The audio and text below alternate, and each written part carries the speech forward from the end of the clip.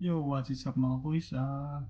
For today's video ay i-share ko naman sa inyo yung about sa regulation exam. Gaya ng mga una ko sinabi, bago ka maging full license dito sa New Zealand, dapat mapasa mo yung tatlong exam. Una-una regulation exam, theory, tapos yung practical exam.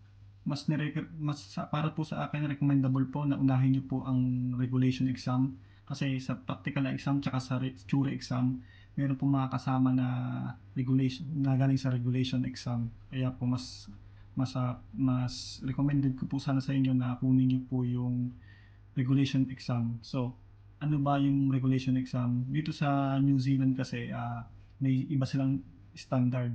Kung sa Pilipinas, kung kayo po ay registered master electrician o registered engineer sa Pilipinas, ang sinusunod po natin doon ay yung PEC o Philippine Electrical Code. Dito po sa New Zealand, ang code po ang standard po na sinusunod nila yung tinatawag na AS/NZS. Ang ibig sabihin po na yun ay Australian Standard and New Zealand Standard. Tama po, magkatulad po yung standard na Australia tsaka standard po ng New Zealand. Nagkakaiba lang po sila sa version o sa year na sinusunod. Dito po ang una po nating pag-usapan ay yung about sa mga book na kailangan yung pag-aralan na kasama sa exam. Ang unang-una po dito ang pinakamarami pong pagkukuhanan ng item. Ito pong tinatawag nila na sa electrical installation, itong and ZS, ah, 2007. Tama po, 2007 sa wiring rules. Hindi pa po na-implement yung 2018 kaya dito po sila nakuha ng, ng mga questions. Dito po, ang isa pa rin pong pinagkukuhanan nila ng questions ay itong ESR 2010 o Electrical Safety Regulation 2010. Tapos ang isa pa po nilang pinagkukuhanan isa pa po itong Electrical Act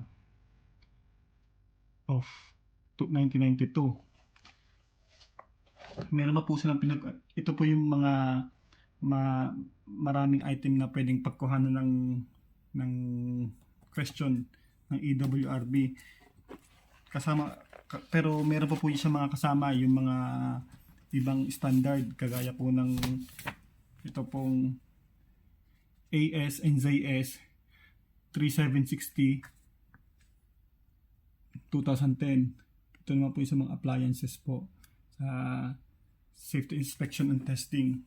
Pag-usapan muna po natin ano po ba ang pwedeng dalhin sa exam. Bali, ito pong regulation exam ay tinatawag nilang open book. Hindi po porket open book ay madali na exam. Para po sa akin kasi ang pinakamahirap na exam sa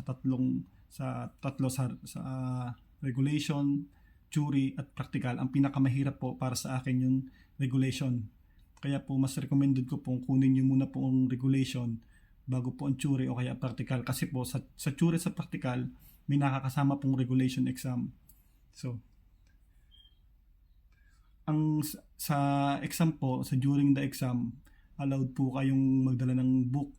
Ang pwede nyo lang pong dalhin book, ito po, itong standard book kung tawagin nila. Tsaka po itong ESR book, dalawa po siya. Pwede po kayo dito mag-tagging kasi open book po, depende po siya. Pero wag nyo po siyang susulatan. Pwede po kayo mag-tagging, mag-highlight. Pero wag niyo po siyang susulatan kasi po bawal po 'yon. Baka po pag-chinek ng facilitator ay ipalisan yung libro. Bali sa exam po ay ang passing rate po ng exam sa regulation ay 60%. Once na naka-60 kayo, pasado na po kayo. Ang item naman po ay depende po. Mayroon pong 85, 82. Pero yung iba po doon ay 2 points, 3 points, lalo na po yung calculation. Bali sa exam po, ang pinakamarami pong puntos na pagkukuhanan ay ito pong standard book. Dito po, hindi nyo po kailangan sa ulo ang libro. Dapat alam nyo po lang kung saan siya hahanapin kasi meron po itong 8 sections. Tapos bukod pa po yung computation sa exam. Ah, ito naman po, dito po sa standard na exam, nasa 45 to 50 items ang pwede nyo makuha dito. Dito naman po sa ESR, based on sa experience ko po, tsaka sa mga kasamahan ko, naglalaro po siya sa 10 items hanggang sa 12 items.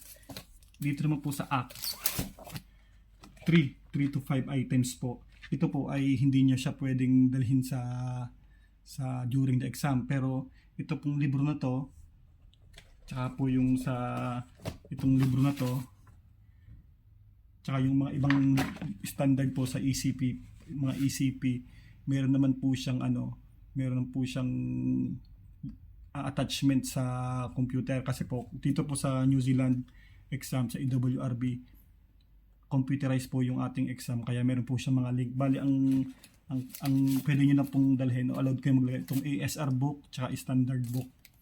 So ayun muna po, medyo mahaba pong ating usapan.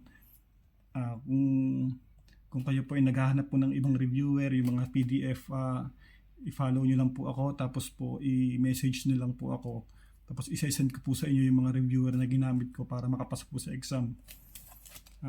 Kung para doon naman po sa mga tips kung paano ako nakapasa sa exam, siguro po mas maganda kung gagawa lang po ako ng bukod na videos para kahit humaba man ay may explain ko po sa inyo ng maayos. So ayun lang po muna sa ngayon.